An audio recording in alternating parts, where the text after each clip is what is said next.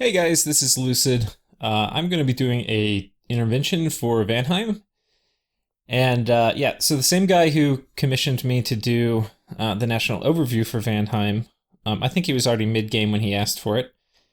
Um, he wanted me to take a look at this specific game too, so we're going to go ahead and do an intervention for it, and it should be fun. It should be fun. So let's get into it. We'll come back to this screen probably, but here is Vanheim. This is their dominion. Their empire is a little bigger than their dominion because it comes down here and includes these.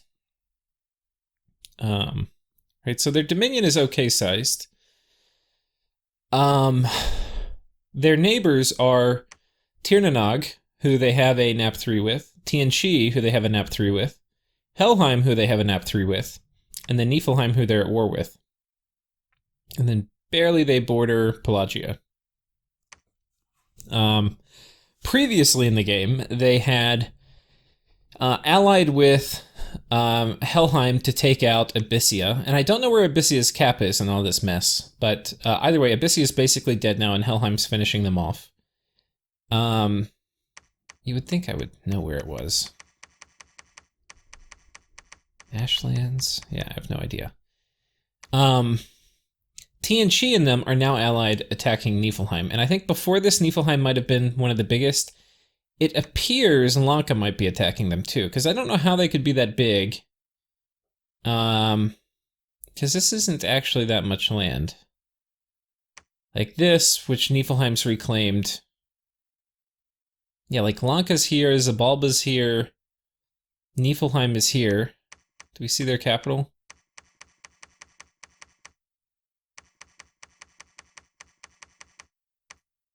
This is probably their capital if I had to guess, but...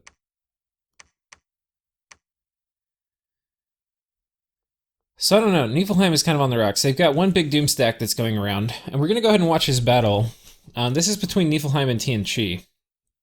And the reason we want to watch this is because this is the person we're probably going to be fighting in the short run. So Tianchi has a bunch of sacreds they've summoned. Tianchi's bless is decay weapons, undying, and awe. And then they have a bunch of these guys who are presumably going to be shitting out ancestral spirits.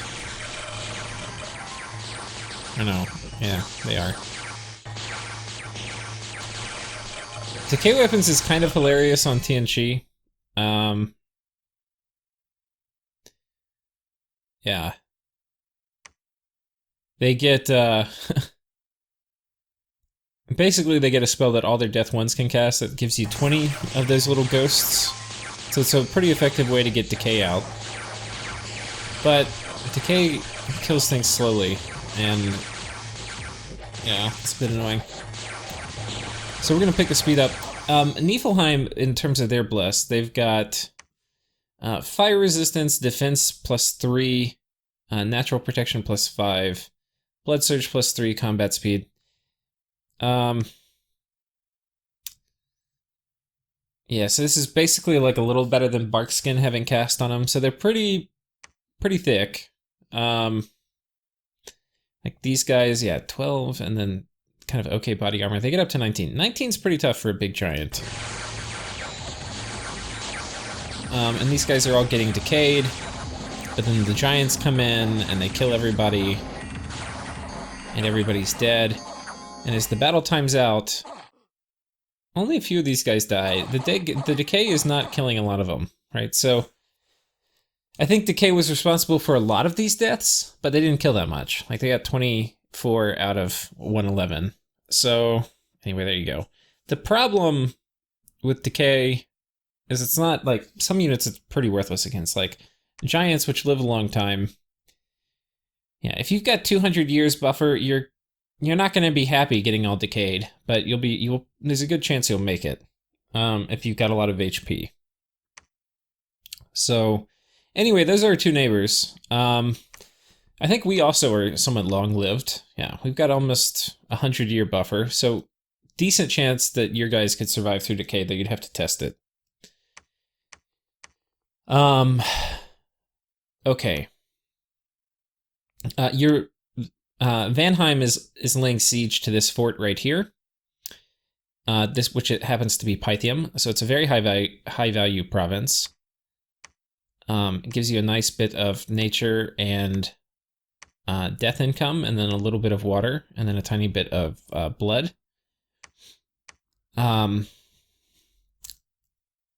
So the good news is you're in peace with most of your neighbors, and you're in a 2v1, which, you know, that's a pretty safe diplomatic situation to be in.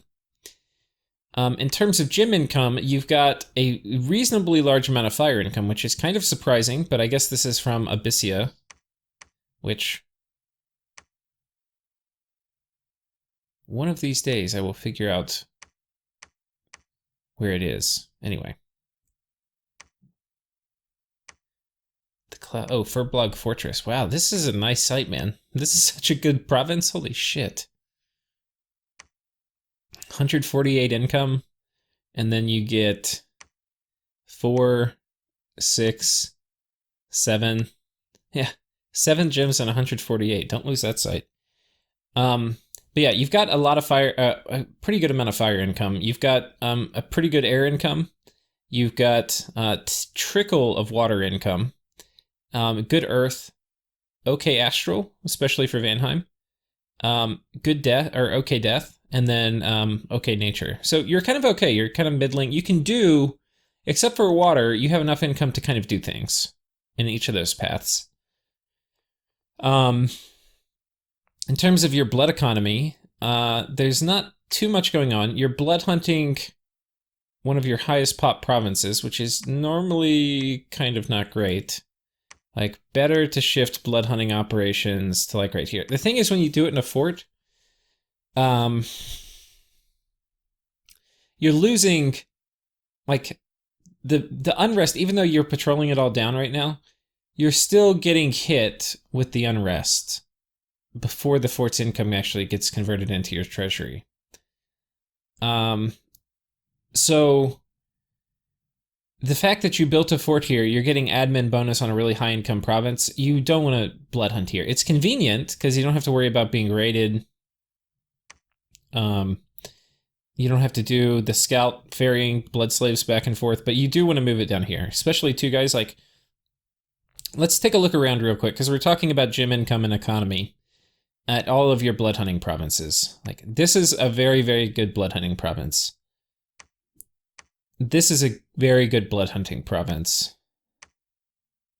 This is okay. I would actually, it depends. This is on the list, but it's at the bottom of the list. When you're close to 5,000, it can be good, especially if you have growth scales to let it kind of build back up and get up to like 6,000 before you start blood hunting it. Very good blood hunting province.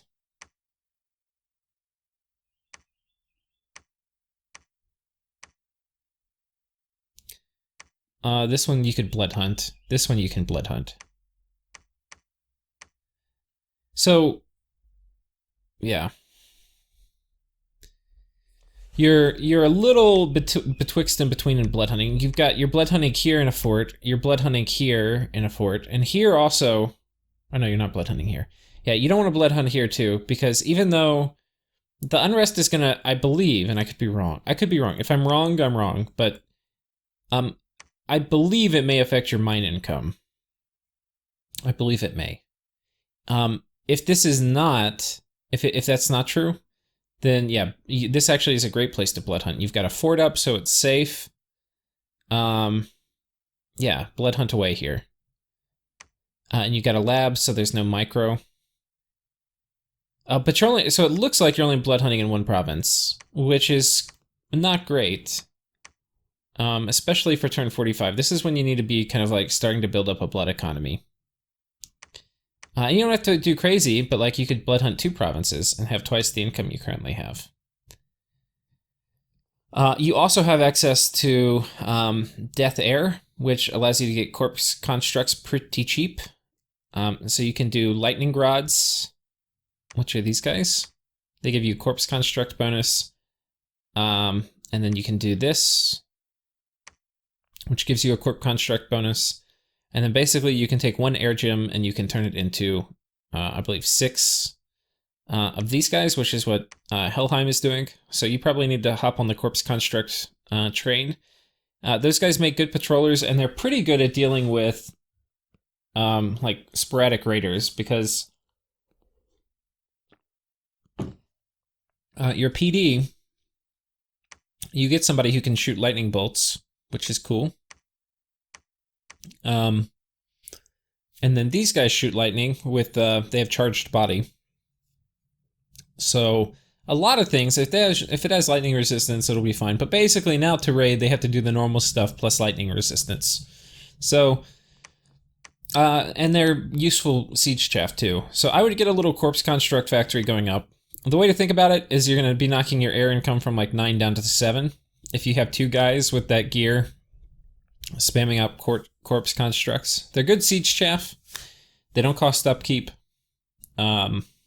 I mean, you can also do reanimation, which is not a horrible way to get chaff, if you want to use death gems instead. You've got a little Revenant research factory going, which is kind of nice.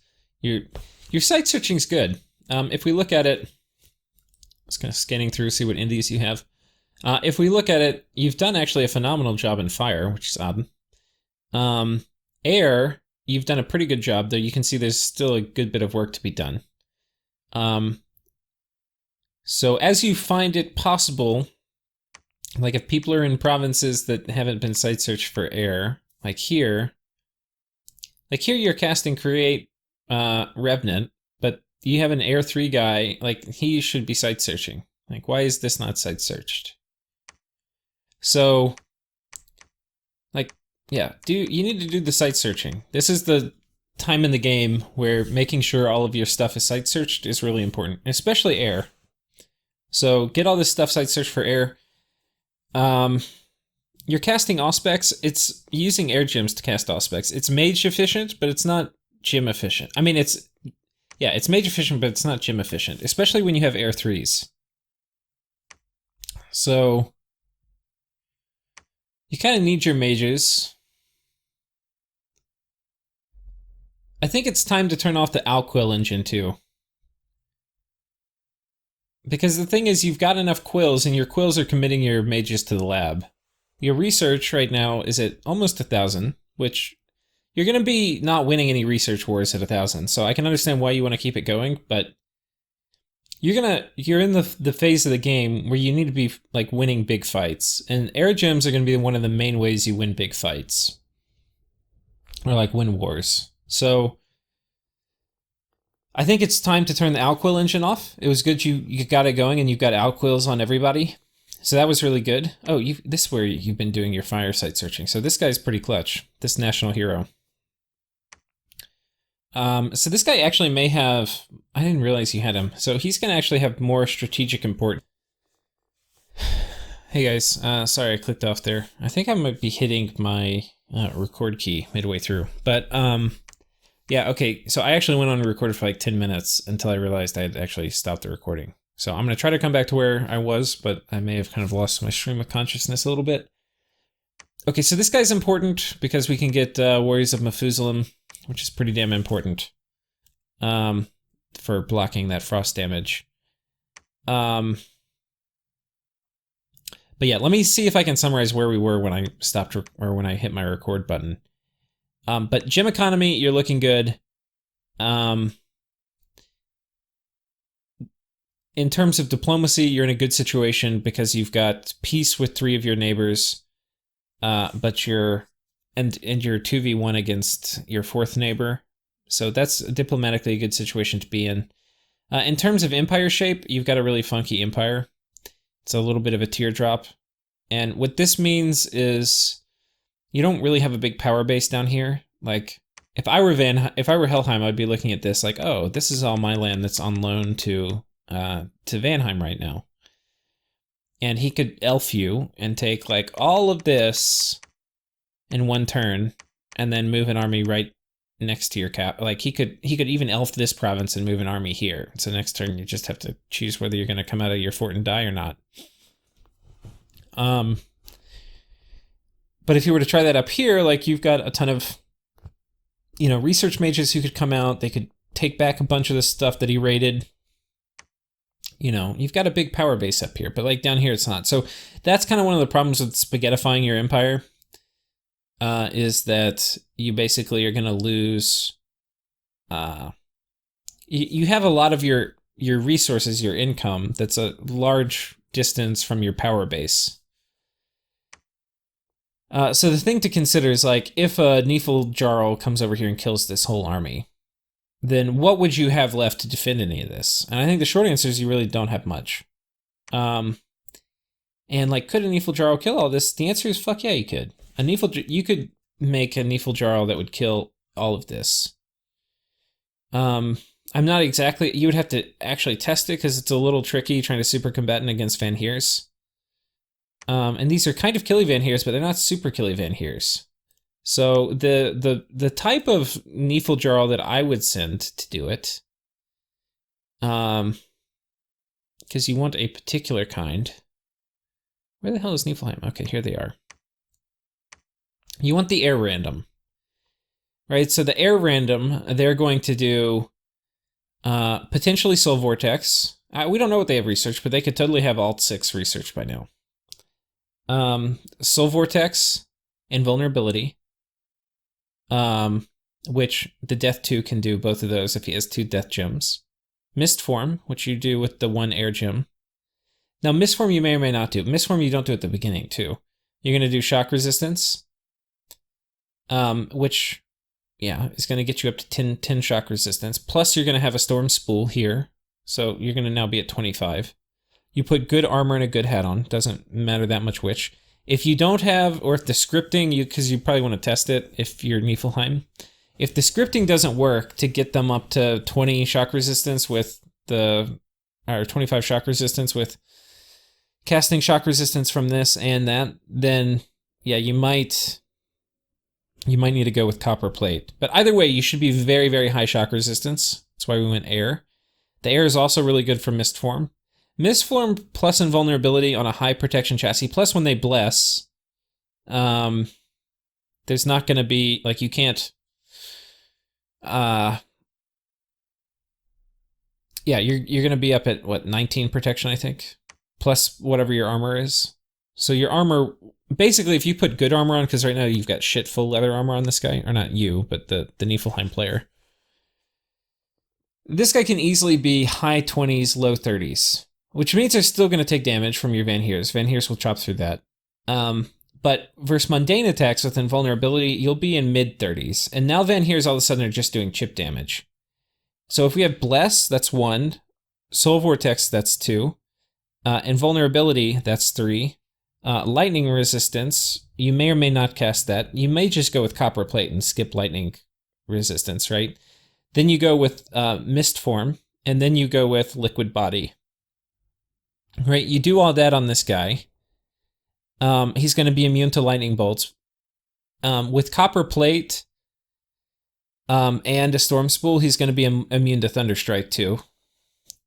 For the gear you would put on him, you would do a Flesh Eater, a Vine Shield, because your Vanheers only have 14 magic resistance. So in a long fight, or even in a medium fight, they will break the Vine Shield. Because Vine Shields kind of break easily. But he has a Chill Aura, which is pretty strong, and that's going to freeze everybody around him pretty fast. So really, you just need the Vine Shield to keep him from getting damaged before the Chill Aura freezes everybody.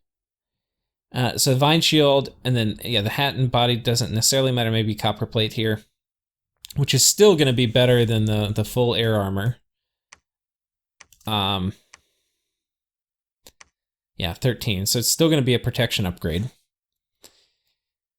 And then with invulnerability, they're going to be looking pretty good. Where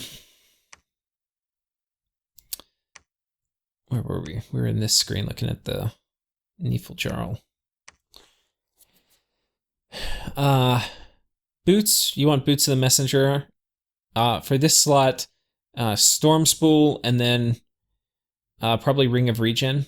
Though you don't necessarily need that with Soul Vortex. You know, you could do a Bracer of Protection too, just get that protection a little bit higher. But yeah, that guy could kill your whole army. because this is kind of one of the problems with the elves, is you don't have a ton of diversity of threats. Like, basically we're looking at like choppy plus lightning bolts. And so fine, okay, well, you could come up with ways like with thugs and stuff, like which we don't have in here, to deal with that. Like, you're a blood nation, you can have heart finder thugs mixed in there, and a few of those are going to be good versus giants anyway. So, and there's other things. I mean, you have earth too. You could do stingers, which are piercing weapons, armor piercing weapons. So you could have thugs mixed in that would deal with those kind of threats and would be good against giants in general. But like, because you don't, you have a ton of eggs in this basket. And my point with the Spaghetti Empire is that when you have like, if this army dies, like, what do you do, right? You could also come up with scrawny thugs that potentially could survive this army. It would be a little harder with scrawny thugs, but possible. They may need fluffers, but you start, if he has an astral mage that can start doing body ethereal on them, things get really easy for a scrawny thug to take this army out, because you don't have magic weapons.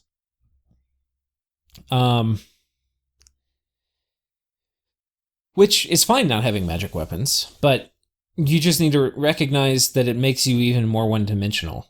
And you can play around it by having thugs, because like part of the reason might be, why do I get magic weapons when I can just put magic weapons on vans, on a Van Hearse, and then I basically got better than magic weapons. I've got like a real magic weapon. You know, I've got a Frostbrand or something, or a lightning spear. So, that is the issue, I think, with this shape. Now, this shape of your empire is kind of bad, but if you conquer Niflheim, it will be good, because then you'll have like this Fort Sarmatia and this. You'll be able to make real mages, not just these awesome researchers, but people who can fight, like your Vans. So like if you get this and you start crapping out Vans every turn, like, okay, now you're going to actually have some power base down here. You can start protecting it. So you're in this kind of like weird phase where if this goes well with Niflheim, things are looking good. If things go badly, you're in trouble. Yeah.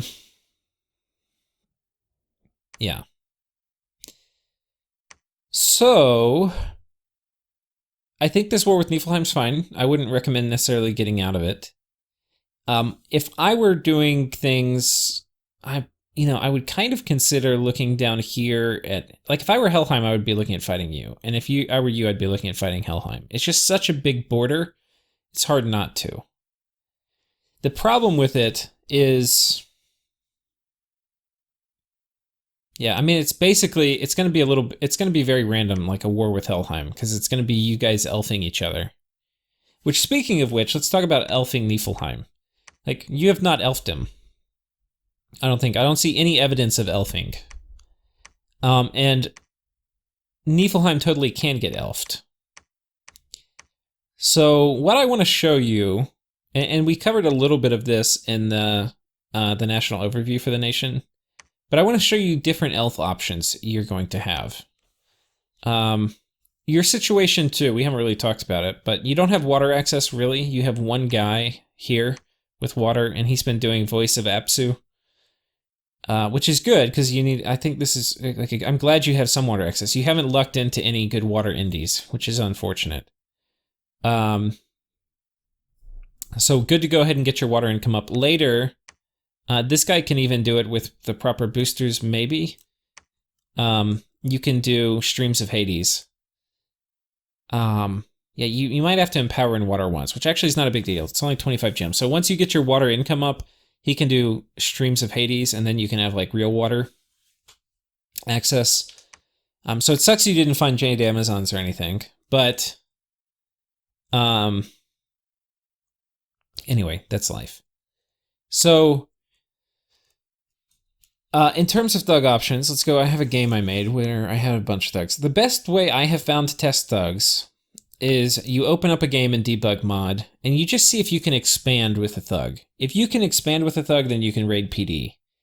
Now, some things are going to be tricky, because like it's going to be hard to expand against certain types of indies or something, but like, you know, it's interesting to kind of stress test your thugs and see what they could do. Like, could you handle 50 barbarians? So I have a bunch of different things. One of the things is Vans are pretty good in doubling them up, like putting 2 in a tile. And giving them, The key to thugging, the first thing you have to do is survive, and the second thing you have to do is make the enemy go away. If you can't survive, it doesn't matter if you can make the enemy go away, usually. And if we look at Van as a base chassis, they're okay at surviving, but they're not very good at making the enemy go away. They don't have fear, they don't hit very hard, they're going to kill things slowly. If you can mist form them, right now they're pretty damn good at surviving, but they still need to make the enemy go away. So I think the base kit for a Van is some very cheap item. And then you can put 2 of them in a square. So let's look at some of these battles I have with Vans expanding around. So this is 2 Vans with main gauches of parrying. So it's a link to 0, so they can get repelled, but with really high defense, they don't get repelled very often. And it gives them crazy defense, 25 defense. So let's see how they do. So this is versus heavy cav, so this would be like a hard PD province. Okay, they've managed to keep all their glamour.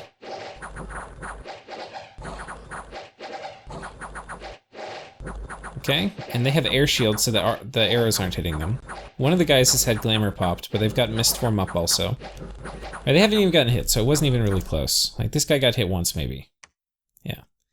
Not very close. So they could have taken more. Okay. So that was the first one. Here's the second one. These guys are different. We have Flesh Eaters on both of these. Some anti-synergy with Flesh Eater, because when they go berserk, they're going to lose some defense. But if you have Blood Slaves, but you don't have something else, it's definitely an option. You don't have to worry about them running. And Flesh Eaters are pretty killy.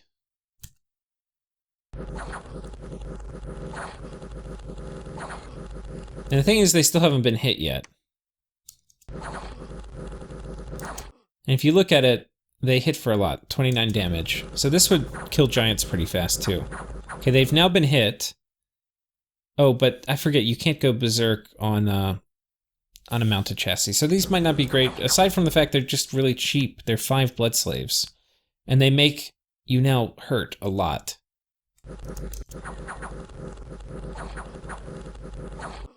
Looks like one guy, oh no, he's just attacking behind. Okay, 5 blood slaves, right? The air gems I have on to do misform. Right, so that worked. Here's some, you can use a lot of different things. I think these are probably thunder whips. Oh no, these are stingers. So these are armor piercing. They are long length, so you're gonna get a repel check. Okay, one of our guys got his glamour popped early. That was kind of unfortunate. Okay, we lost the morale check there. So versus horse archers, you would want to make sure they all do air shield turn 1, which I don't think we did. So that was not ideal. Okay.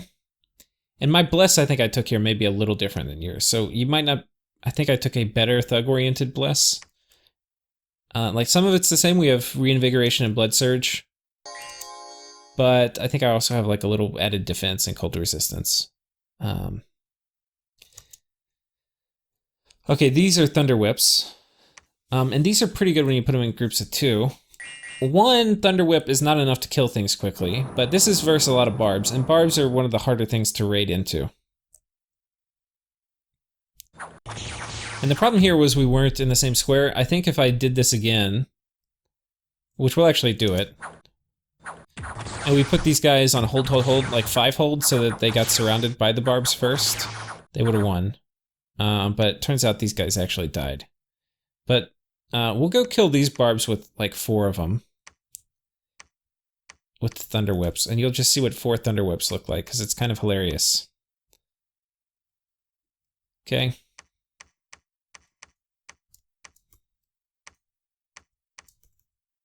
Now, each of these raids costs you 1 air gem, because you're going to have to do misform.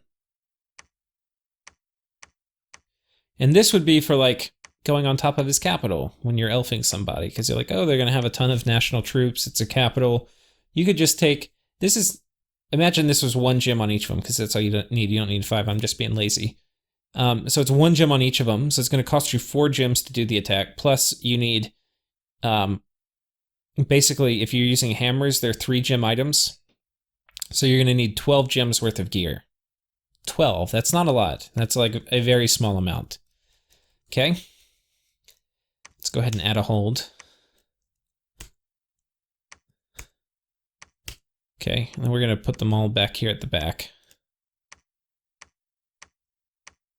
All right, and this is a big group of barbs. I don't know exactly how that will go, but I'm pretty sure we're gonna slaughter the shit out of them. Okay, let's watch.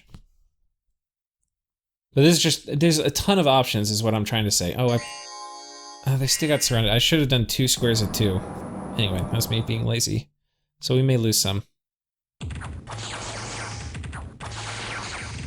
Yeah, this guy in the front's fucked.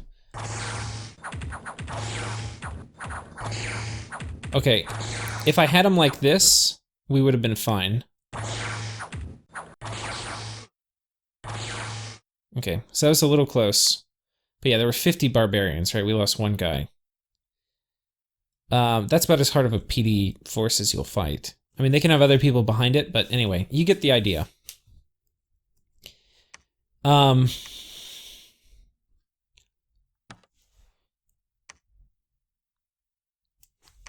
So we're fighting giants. What we need to do, or you're fighting giants, what you need to do is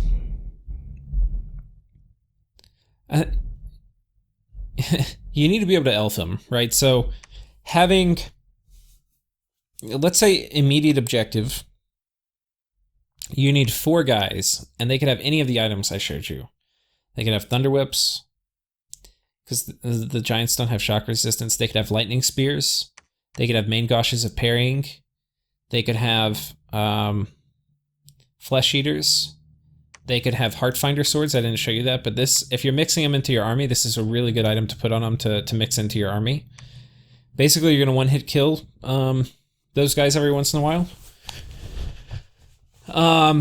So having a few of those in an army, you would, if you're doing it in the army and you know they're going to be going against Jarls, you're going to want to have some kind of frost resistance on them too.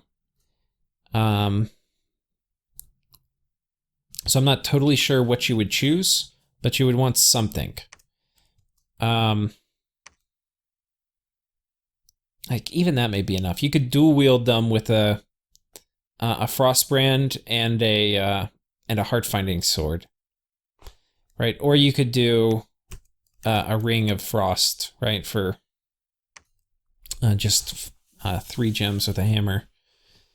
So, yeah, I would probably couple those 2 together for your army thugs. But there's a ton of other things you could do in your army. You don't obviously want to do the Thunder Whip in your army, but and the main Gosh of parrying isn't killy enough. But you could do Flesh Eaters in your army, and those will chop through high protection giants pretty quick. You're still going to suffer from lack of frost resistance, though. So not picking that frost resistance in your bliss really hurts. But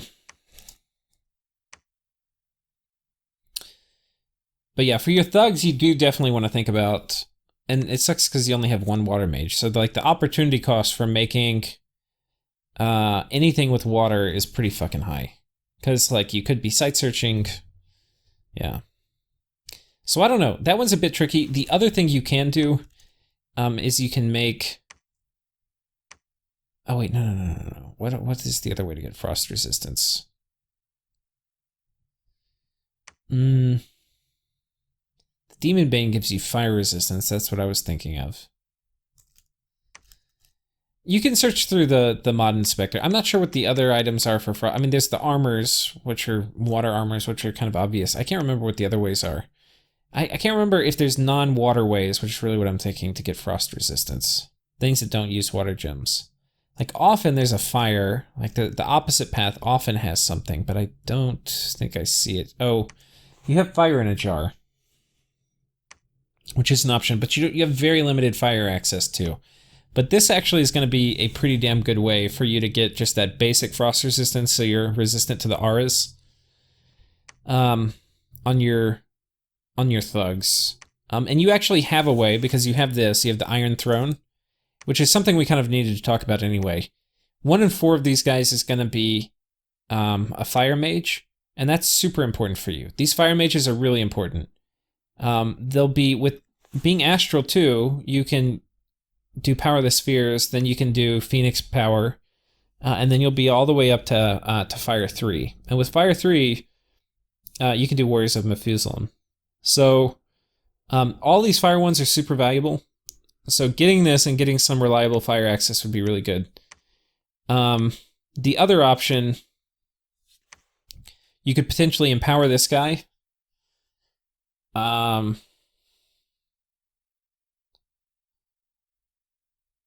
Yeah, I'm trying to think if you could do... I mean, if you had a Bloodstone... No, you're not really that close.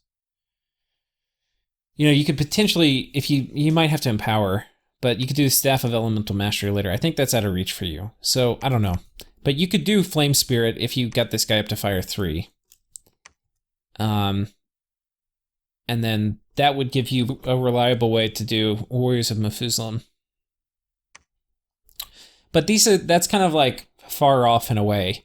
Like practically speaking, you can make fire in a jar now with your fire mages, or you can make whatchamacallit, or you can make Rings of Frost or Frost Brands with this guy. And you're gonna want to do that with thugs that are gonna go and melee into your army. But having a couple of them in there, I think, would eliminate some of the super combatant threat, like that a super combatant comes in and kills your whole army. So I think it's worth having a couple cruising around with your army, and they'll also just greatly increase the killiness of your front line.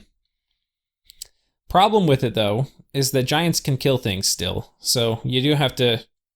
Like, if you're mixed in with a line, your really high defense is going to make it so the giants don't hit you very often. But it's still a risk. I mean, a bad dice roll, and, you know, you lose that guy. But, you know, if they're at, like, 20-something defense, and they're making, you know, a giant do a check every time or die for MR with that Heartfinder sword, pretty good. So, we were talking about having thugs mixed into your army. For the thugs that aren't going to be in your army, you need at least 4 vans that are running around with any of that gear I mentioned and just raiding, right? And they can go raid, stealth.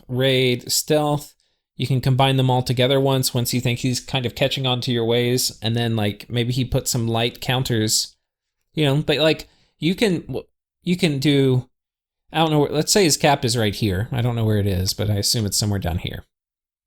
But you could do like, you know, raid, stealth with one guy. So you have a guy ending here, stealth, and then you could do like raid, stealth, and then you have a guy here and here, and the next turn, and he doesn't know they're here and here. Like the last raids were here and here. Next turn they converge on his capital. And 4 guys is going to be able to kill pretty much any kind of PD he's got. And then you just continue that around. But like, it's good you've got all these guys researching, but I would get some cheap vans and get them elfing. If you think about kind of what their raid path might be, you probably want to put like a few air gems on them. If you put too many and they die, then okay, those air gems are lost. So you don't want to put probably more than 3, but that means they can basically do 3 attacks. Like 3 raids, which is a pretty good number. And after that, they just have to find their way to a lab and then reset. Or they can, you know, I mean, they're not useless without Mistform, but they're not going to raid nearly as well. Okay, so we've talked about 2 things. We've talked about adding giant killing thugs to your main army, giving them some basic frost resistance. We've talked about basically trying to start elfing with, like, I would say 2 groups of 2 vans. I think the Van Jarls are a little overkill for the job, but you can use them. I think they're better in your army as casting support. Obviously, your army is going to be a lot better. Let's talk about research real quick. So you've got pretty good research done. Conjuration 4, Alt 6, almost Alt 7, which is going to give you Fog Warriors. Also gives you Mass Protection, which you don't have great ways to cast it right now. Which we need to talk about, right? Because you've got an okay nature income. And in nations that don't have great nature income, I mean, that don't have great nature access, which is certainly yours, you and if you want to cast nature spells, you're going to need to think about getting nature summons, right? And the earliest one is really going to be, where are you? An Ivy King. Or you could, no, you can't cast Lamia Queens.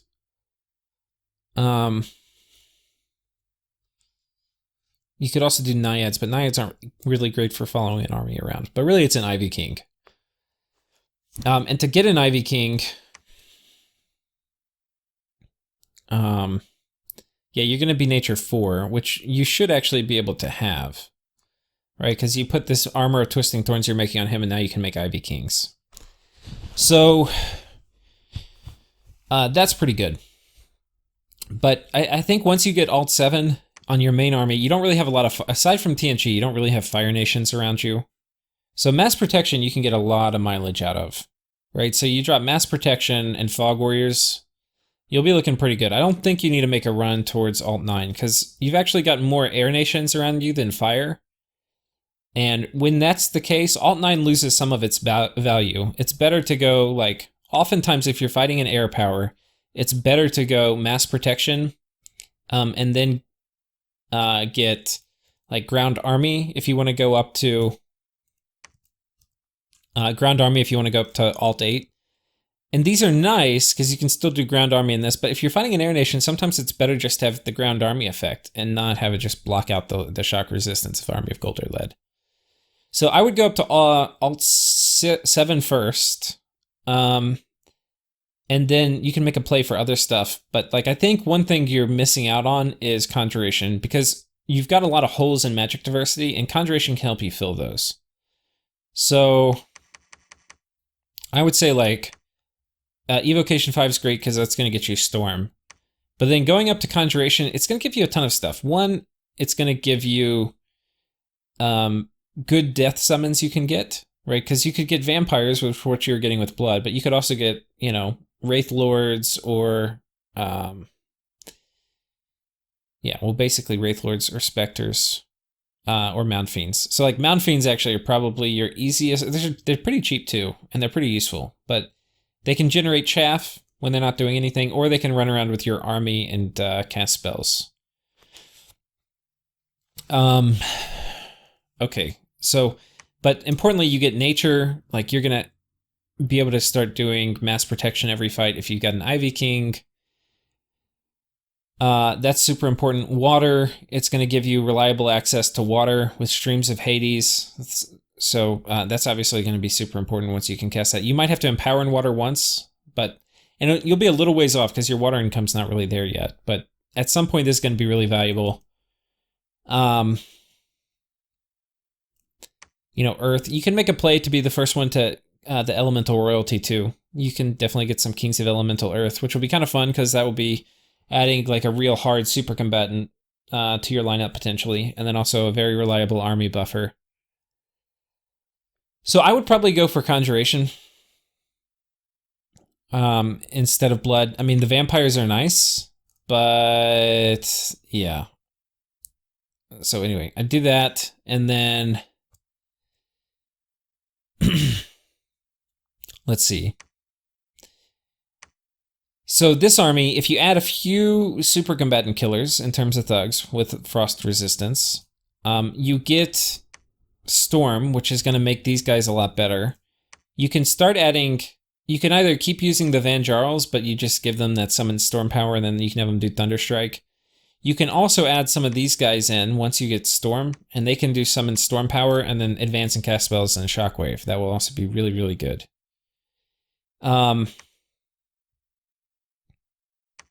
Yeah.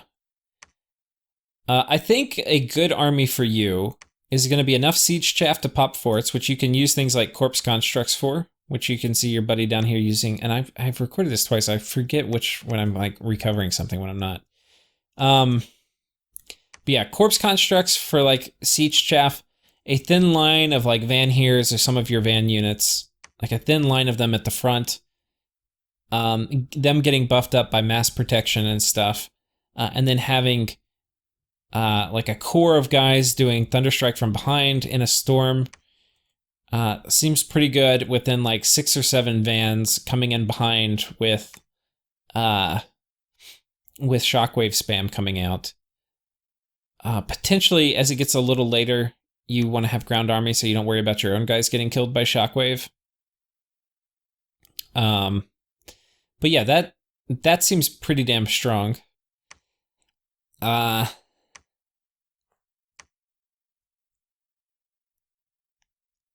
Van Hers. Yeah. So the other thing that's kind of okay, you need,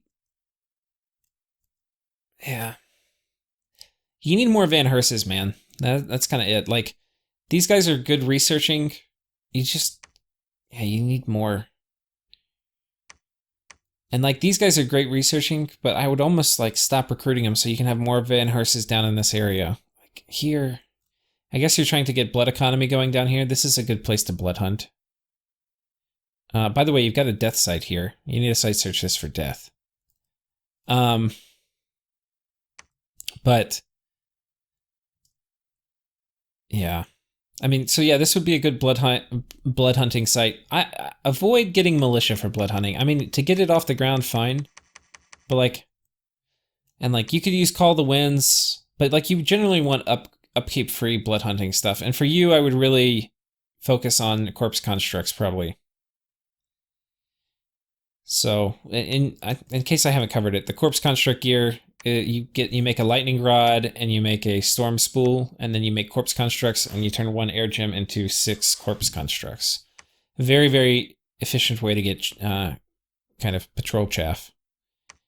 There's other things, so you could do Call the Winds. You don't have, I guess you actually do, you could also do Pack of Wolves, which you can do with any Nature 1. I don't know if you have a Nature 1 Indy you can do.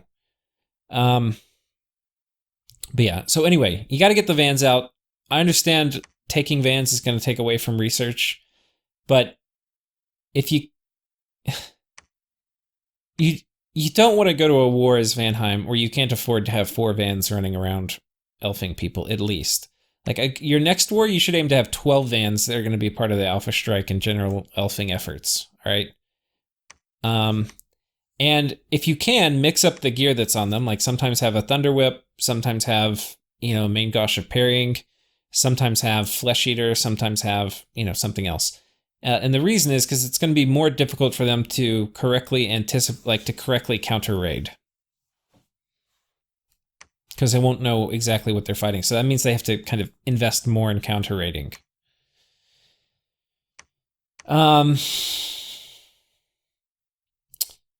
So yeah, to win this war against Niflheim, you need very, very, very badly frost resistance. Like, it's so critically important. It is a reason that you may choose, instead of this, what I've laid out, to just go for this.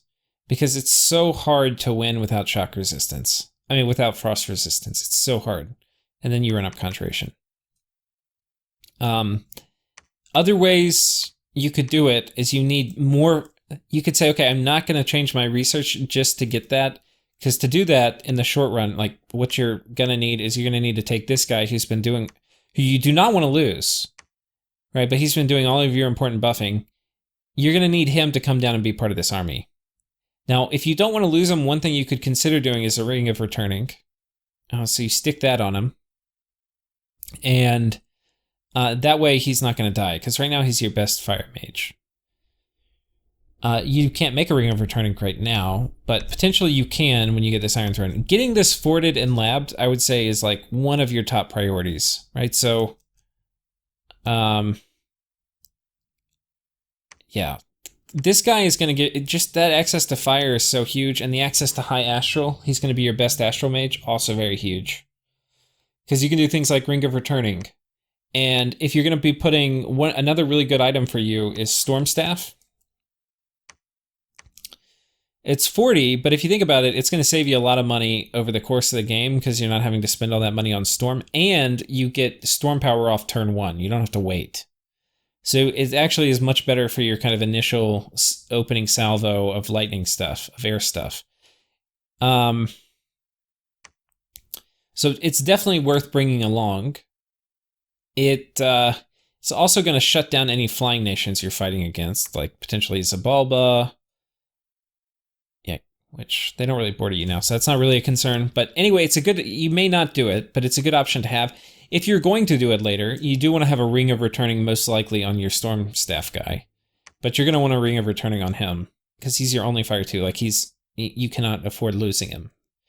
But honestly, you can't, it is really hard to win a battle against Niflheim, where you're relying at all on your front line, without bringing some way to get frost resistance. If we look at it, how long would it take you to get to Alt 8 if this is your research priority? Well, it's going to take you 1 turn to get 7. Then it's going to take you 1 more turn to get 5. So we're at 2. And then to get from 7 to 8, I forget what this is. Okay, 2,400. So it's probably going to be like 3,600 or something for this. So that's probably like 5 turns. And then you'd have to have this guy down there in time. Or your fire guy down there in time.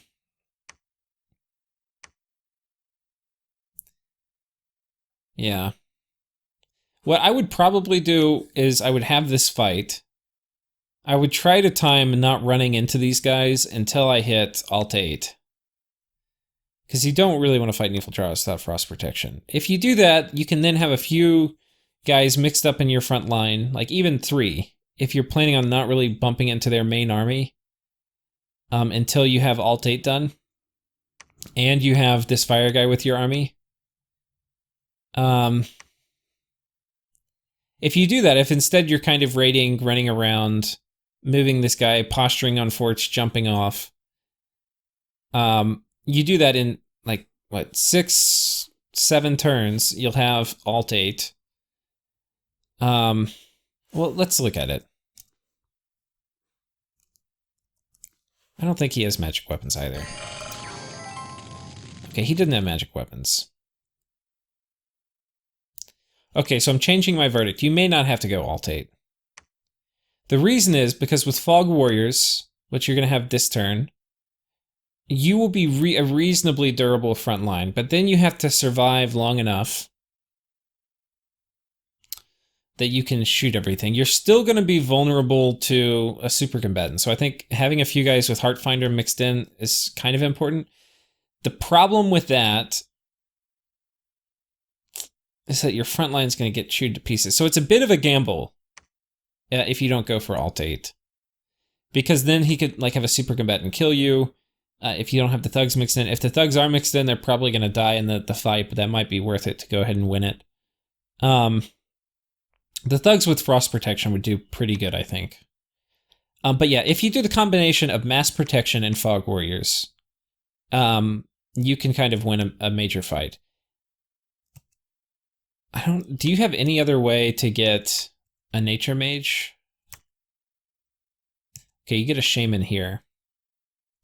So what you need to do is you need to make, this is fine, right? You need to recruit a shaman here. So fuck this guy, right? Get a shaman.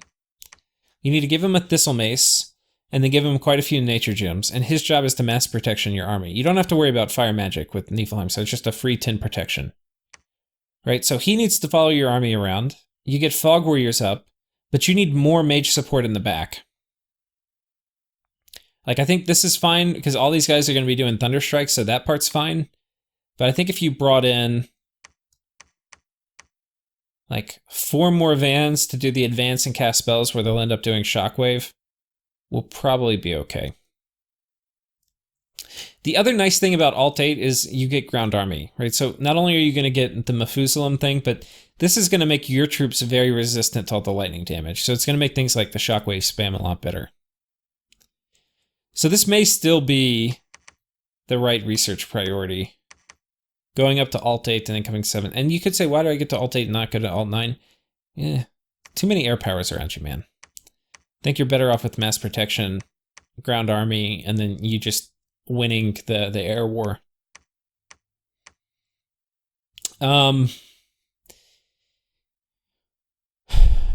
So if you're going with that strategy, you don't have to wait. You can actually, as soon as you get a shaman with the thistle mace, which, okay, you've already got, oh man, you got lucky, man. I don't know if you empowered him, but you got a nature too.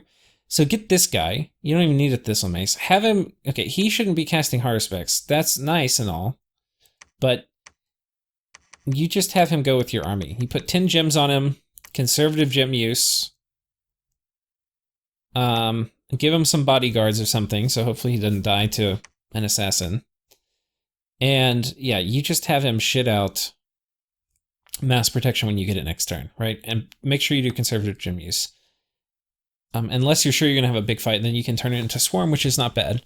So yeah, do that, do Fog Warriors, you'll be good to go. Potentially have a scout with this army too, with some holding some air gems.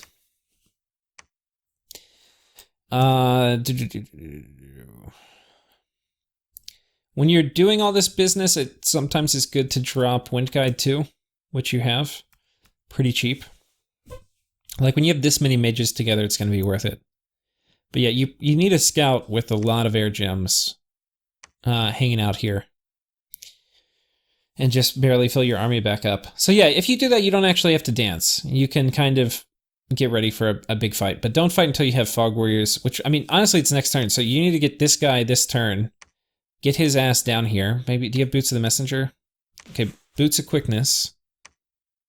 Get his ass down in this army this turn, okay?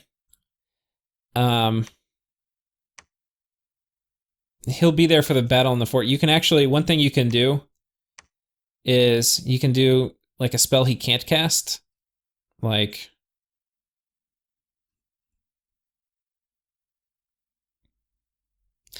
Trying to think what, because he actually can't cast Army of Giants. Okay, we don't have any, so there's nothing you can do.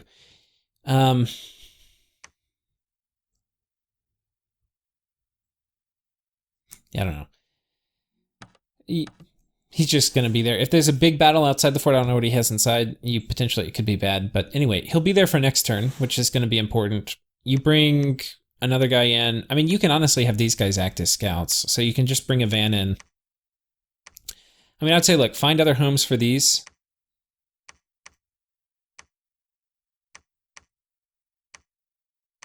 Bring these guys in. You can have them, one of them can act as a scout since you don't have another scout. You know, just a really expensive scout. Right? He sneaks in. Okay, he can't quite make it, but anyway, you get the point. Bring in some reinforcements. These guys are really good. The script you want to give these guys, you can test it. And I don't know how bad this will tear up your own front line, but, you know, you can have them do summon Storm Power. You can do that even before Storm is up. I mean, though, you'll want to have Storm researched, obviously, and you want to be planning on casting it, but you can do this turn 1. You don't have to worry about arrows, really. You're going to have Fog Warriors coming down, so there's not much to do here except...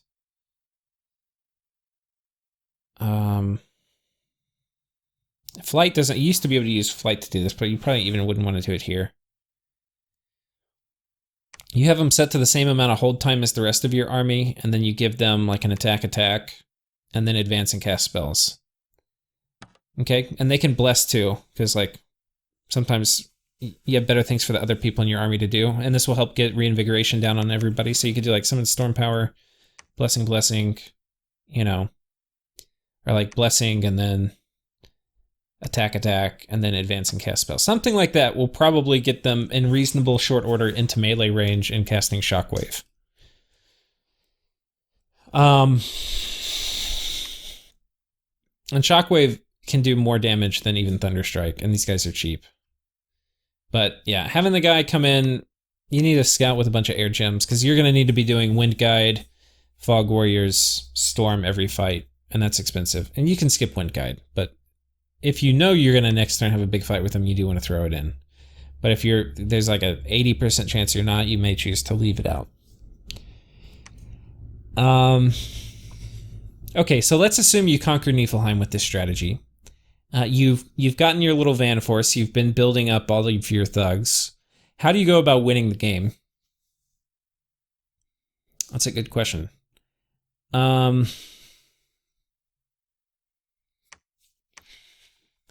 you can get ready to do Elf Wars. The key, okay, what's the key to winning versus Vanheim? The key to winning versus Vanheim is you have Ground Army before he does. And actually, Vanheim doesn't get High Earth, so it's actually going to be pretty hard. Like, Vanheim has to wait till he gets Thunderfinned. So if you have Ground Army, and he doesn't have Ground Army or Thunderfinned, and you have Fog Warriors, like, you would win.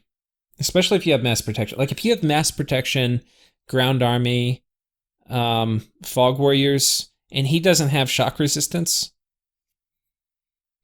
like, you're gonna win the war. So I think it is worth, like, if you have your research priorities right and he doesn't, like if he's fucking around and going for construction aid or high blood magic or something, and you're ready to fight and he's not, like, you could just take over all of this. And if you have most of Niflheim and you have Helheim, I think you're in a very strong position to win. The other factor is apparently the biggest player is Airmore, and apparently Airmore is somewhere right around here, I've been told. Well, look, Helheim is not in a position to fight Airmore, but it could be that other people are. So don't attack anybody that can fight Airmore. I think that's the first rule. But yeah, eating Helheim, if you have the correct research, you're going to be in good shape. And also things like Charged Body aren't going to do nearly as much once you have shock resistance through Ground Army. So Ground Army, obviously you're going to need this guy to cast it, or one of your dwarves. Your dwarves are vulnerable to Seeking Arrow, so potentially you put like a Coral Sword on them or something to make them a little bigger so they won't die. So I think I would probably actually turn on your Elven Brethren. I think that matters what TNG's up to. Wrath of Ancestors coming out from TNG's like very important timing for them.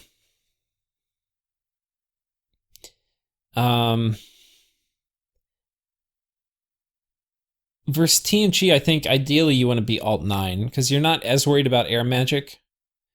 Armies of Gold is going to be really, really good if they're massing these Demons of Heavenly Fires. So that might be what I would do, is try to turn on Helheim before I go on TNG. I mean, you could fight... Do not go after Tirnanog. You do not want to have stuff down here. Like, you do not want to be this shape, right? You don't want to spaghettify. Your options are, I think, to consolidate on the long sides of your empire. So you're either going to go after Helheim or you're going to go after TNG. If you think you're better in research than Helheim, or you've researched more of the right things, which maybe you can tell from like some of his fights, I think you want to go like take a very timed attack against him. But killing Niflheim quickly is probably more important. So, but let's say you do it, 10 turns later, Niflheim is basically done. I would get ready to go on Helheim and hope that you have the right, because Helheim has less magic diversity than you do. So hoping you have mass protection, ground army and stuff up gives you a good chance to win. After you have Helheim, it's going to be, that's like too far in the future for me to say what would probably be ideal. But definitely, again, make sure Airmore gets wiped out. So don't attack any adversary or neighbor of Airmore unless Airmore is very weak. But yeah, you're an okay matchup to fight either of these guys. In the late game, what does the late game look like for you? So Conjuration 7 is going to get rid of a lot of your magic diversity issues. It's very likely after that you're either going to go for enchantment for some economy stuff, or you're going to go deep into blood. Deep into blood is going to allow you to get... The late game for this faction is basically Infernal Tempest. This is your late game. But the incentive to go blood isn't very strong right now because you need to get your blood economy set up, right? So what are your blood sites? You're blood hunting in the wrong spot here. You don't want to blood hunt here, but you could blood hunt here, here. This you can blood hunt in later. I don't really like blood hunting when they're right at 5,000, but you have growth, so let it get up to 6,000. This is one, right? You need to fort this and lab this and blood hunt this. You got your death site here you need to find. This is a good blood hunting site. Let this grow and then you can blood hunt here. But you've got a lot of good blood hunting sites. So you need to get, let's say, 10 people blood hunting in the next, 10 turns.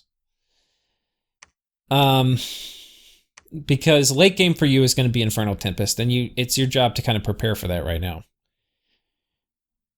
But as you can see, there's a pretty big demand on, like, your Van Jarls are going to be your Blood Hunters, your Van Herses are going to be your Raiders, and your Researchers.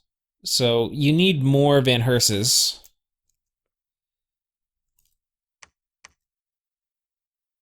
Yeah. You've probably got about the right mix of recruitment. You really... Yeah, okay. You need to make sure you're getting Van Herses every turn. You're going to need a Nature Mage with the Thistle Mace. So I was thinking you need Ivy Kings, but if you've got a Nature Mage and you can make Thistle Maces, that's enough to do mass protection. So you actually don't...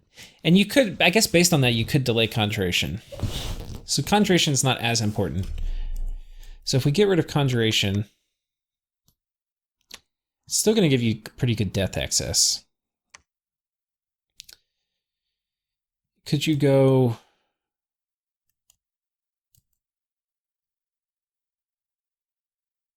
Mass Flight I'm not a huge fan of, especially with Storm.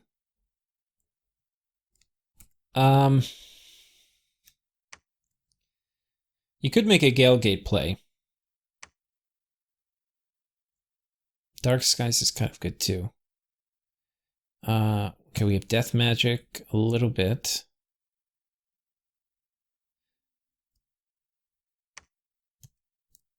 Wailing Winds is another option we can do.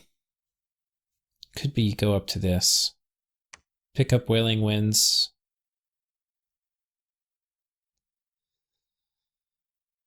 And the Conjuration play is still kind of nice. Getting access to Mound Fiends and Wraith Lords. Ivy Kings are pretty good. They're going to be a lot more durable, I think, than your little shamans running around with Thistle Maces. And I mean, you're going to have to put a Thistle Mace on them anyway, so you're really paying 20 more for a significantly higher mage. And then if you run a Thaumaturgy later, they can do Charm. So I don't know. I think it's a little up in the air for that. You're not ready to go up Blood yet. You only need to go up Blood till you're ready to go to Blood 9, and to get Blood 9, you need to have, like, what's your Blood economy now? You got 17 Blood Slaves, right? When your Blood economy is at like 60 Blood Slaves a turn, you need to start thinking about going to Blood 9. Which shouldn't be too long from now. Enchantments. See, the thing is, there's some anti-synergy between going high alteration and then high enchantment.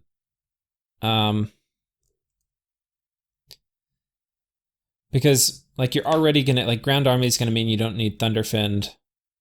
But Thunderfend's still nice to have in case you don't have your Earth guy with your army. But, I mean, you should have your Earth guy with your army. So... yeah. Not completely sure. The other thing to think about as you're doing this raiding with the Vans is you do have Cloud Trapeze researched, right? So you can Cloud Trapeze places.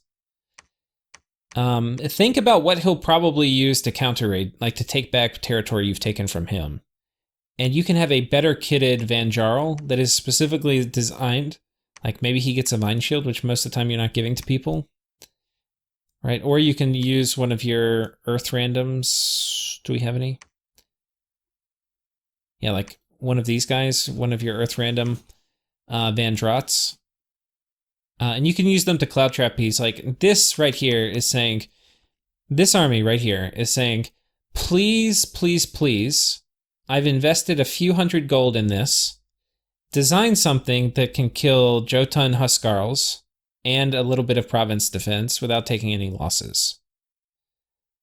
And they hit hard. So it's, you know, there's a challenge, but I think you can do it. I think you can do it. The other thing to think about when you're designing thugs is anytime you get cold resistance, it's basically the same thing as getting reinvigoration because you're getting rid of that cold encumbrance penalty. So things like, that's one of the reasons for you especially, Frostbrands are going to be so important, is because you're getting rid, like, where did I put that gear on this guy? So this guy, look at his encumbrance, it's 4. Look at this guy. His encumbrance is 6, right? That's because of the Frostbrand. Anyway, that's an important factor for, fighting these guys.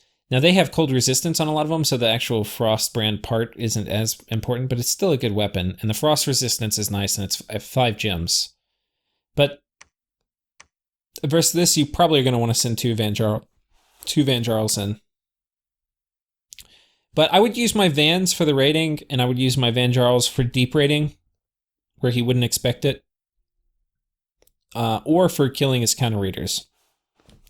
Probably for killing counter raiders, right? So, or like groups like this, because he's going to attack you somewhere, but you can just shoot a bunch of Van Jarls on. Like, I mean, honestly, test this. Don't just do it, right? But these guys were casting Auspex. Like, how about instead you Cloud Trapeze here? Okay, and they hit hard, but I don't know if they hit quite hard enough to pop Mistform easily. So you just do like Blessing, Mistform. Do you have shock resistance? Not really. Give yourself shock resistance.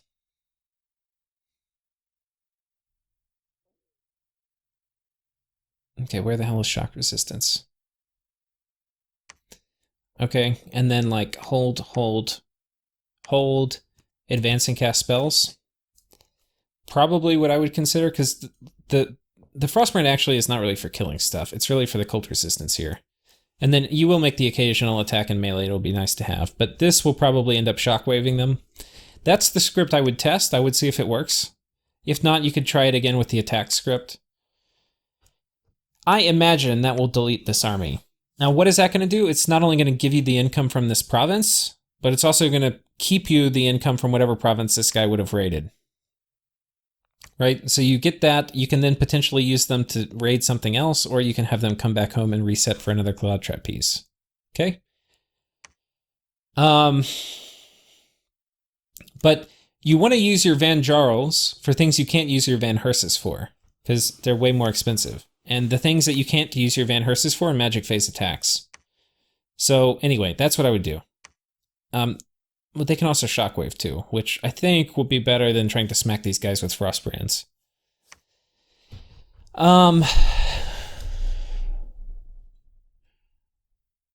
So I think that's it. So what does late game look like? Let's go over that again. You've got your Infernal Tempest. Once you have Infernal Tempest, these guys have a ton of shock resistance. So then you throw Army of Lead on top of those guys. And now the Storm Demons are nasty because they're in a storm. We already ran up High in Blood, so then you do Rush of Strength.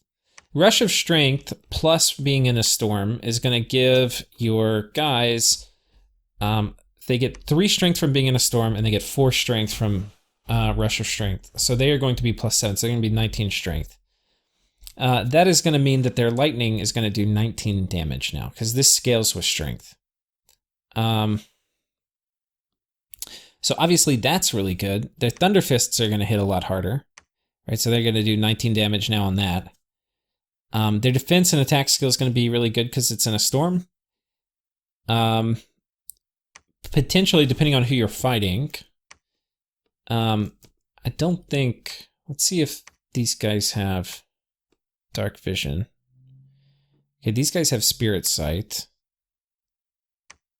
These guys have Spirit Sight. These guys don't. These guys don't. So if you have a Storm Demon army and these guys are still doing normal troops, now their thugs are going to be able to see in the dark. But you can also consider dropping Darkness, right? And versus these guys up here, who are probably not going to have Dark Vision, Darkness is going to be your friend, right? So how do you cast Darkness? You need to be Death 4. How are you going to do that? Well, okay, we said we were going up Conjuration. Really, you just need a Mount Fiend with the Skull Staff. And he's going to be Death 3 + 1 = 4. And then you just give him enough gems. So if you're fighting this, I mean, and you're going to have this pretty soon. But I mean, you can also do it with the Vampire and a Skull Staff. So whichever way you go, if you could skip Conjuration and go straight to Blood. Anyway, I mean, it's your call. But However it is, casting Darkness is going to be less useful against... I think it'll be useful against these guys. Is it something you can cast?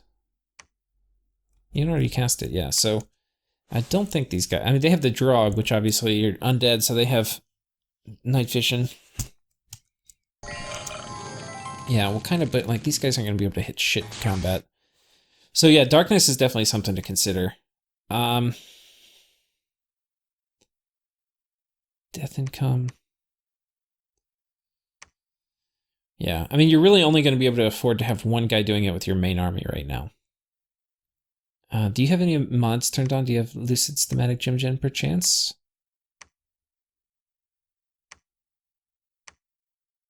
You don't, okay. So there's no Death Temp Gem boosters in the vanilla game, but yeah, you'll... yeah, that would be good to do. Get a Mound Fiend or a Vampire Lord and get them running around casting Darkness in your army. Gonna be good against almost all your neighbors. Less good against these guys, but still pretty good. The thing is, it's gonna be pretty good against everybody, but really only once you get Storm Demons. So, like, insignificant quantity. So anyway, that'll be later. But that's what late game looks like for you. You're going to have hordes of Storm Demons. Hopefully you have a good blood economy. Depending on the raider, you can use Infernal Disease to pick them off. Your high blood Vandrots are going to be useful for that, so hang on to them for Infernal Disease and stuff like that. Wailing Winds, you should be casting in all the major fights. Really, really annoying to fight into Wailing Winds. Darkness will be coming down if you have a large group of demons in your army.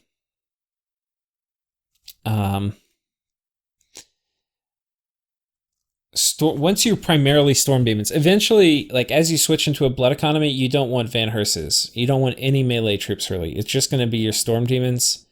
Maybe a very, very thin front line of troops, but even then, you probably want to get away from using things that have upkeep. So, like, you know, maybe you have Corpse Construct front line with Storm Demon firing behind, and then a bunch of Vans running in as lightning artillery, or Van Herses running in as lightning artillery, and then your Van Jarls and stuff doing Thunderstrike. You got Storm up, your Storm Demons are strong, you've got Rush of Strength. You've got Army of Gold and Ground Army. If you're fighting into an air power, you're going to switch it up, you'll do Mass Protection instead of Army of Gold, and you'll do Ground Army. And then potentially you can put up Wrathful Skies too, which I think is also something we're going to get very soon. Yeah, it's also at Evocation 6, you get Wailing Winds, but you also get Wrathful Skies, which honestly, you don't really want Wrathful Skies until you have Ground Army. So you want to time this after Ground Army. You could also run up to Enchantment if you don't want to do Alt 8 and do Thunderfend. But that's basically it. In terms of how to think about the nation in terms of scaling, I think you scale better than any non-blood nation. So like you'll scale better as the game goes on. You'll scale better than Tirnanog. You'll scale better than TNG probably, even though TNG has really good summons and stuff they get later. You'll scale very comparably to Niflheim and to Helheim. Helheim might scale in some ways a little better than you if they have better magic path access, just due to the high death they get, which can be pretty nice. And they're definitely going to be like a nation that would, if they're geared up for it, they potentially could like Darkness more than you do. If they have like, you know, Corpse Constructs in their army, which have night vision and other stuff. So anyway, that's something to consider. You'll definitely scale better than Macone. Depending on Airmore size, you may or may not scale better than them. I think Zabalba is the only nation that I can think of that will probably, if they're big, they will scale better than you. Late game Zabalba is pretty sick, with Ocelots running around, and their whole armies can fly and do all sorts of funny stuff. So, but you're pretty good against that because you can do Storm every single fight. So, yeah, I think the key is winning this war quickly is Niflheim. You can take a quick breather and get your blood economy set up, and then you fight someone else. But the timing is very important. When you have all the things we talked about, which you're actually going to have in very short order, you probably want to go to your next war against Helheim. Because in some ways, y'all are a mirror match. The only way it's not a mirror match is if you have the key research you need before he has his. So mirror matches are going to be hard unless you have an advantage, and that research timing may be the advantage. So you could choose to fight Helheim in the super late game once y'all have Storm Demons and stuff out. It's really hard to say how that would go. But if you have mass protect, all the things I said, if you have that and he doesn't, and you fight him, like, you'll win. Especially if you win the thugging, like the raiding core. Especially if you turn one elf him really hard, or you expect him to turn one elf you, and you put anti-elf strategies in place. But yeah, the other side thing is make sure you don't do anything that's going to let Airmore win. All right, I hope this was helpful to you. I hope you win, man. I think you're in a good position. And yeah, all right, take care.